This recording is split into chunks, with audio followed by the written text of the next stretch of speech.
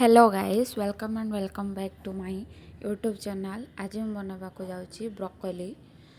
आपण मानक मध्यरु बहुत जन ब्रोकोली खाइबा पसंद करंतनी। विश्वास करंतु एमिति ब्रोकोली बने खाइले बहुत टेस्ट लागिवो। तो आसंतु देखिबा आजर ब्रोकोली रो रेसिपी।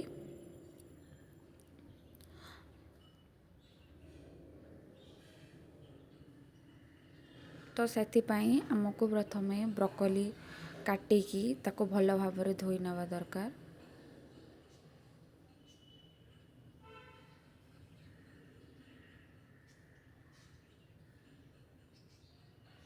एमती छोट छोट काटिकी पानी रे भल से धोई नवा। तापरे पियाज को बहुत छोट छोट काटिबा कहीं ना ग्रेवी हवा पाई भल होता है, जल्दी हो जाए ग्रेवी।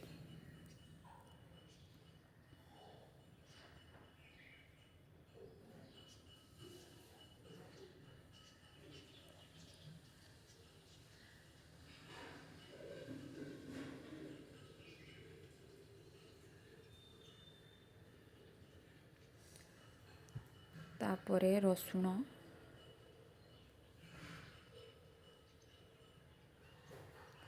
तापरे अदा, दुईटी कंचा लंका भल भाबरे काटी नवा। तापरे गोटे टमाटो को सेमिति भल भाबरे छोट छोट करी काटिबा।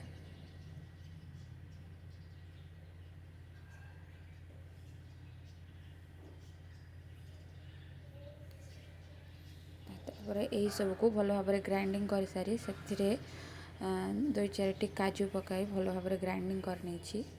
तापरे गैस उपरे तावा बसाइली। तापरे तेल देई भल भाबरे ब्रोकोली को हल्का भाबरे फ्राई कर नवा।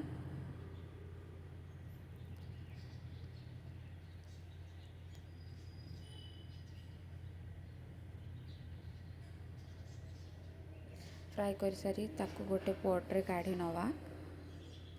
तापरे कढ़ारे तेल पकाई पियाज पकाइबा।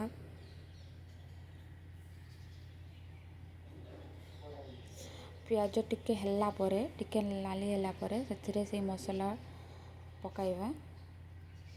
मसाला भल से हल्ला परे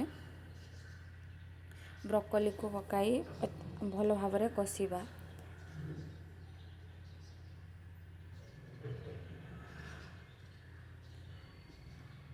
देखंतु केते सुंदर यार तेल छाड़ी जाइछि। तो भल लागिथिले मोर रेसिपी डू सब्सक्राइब।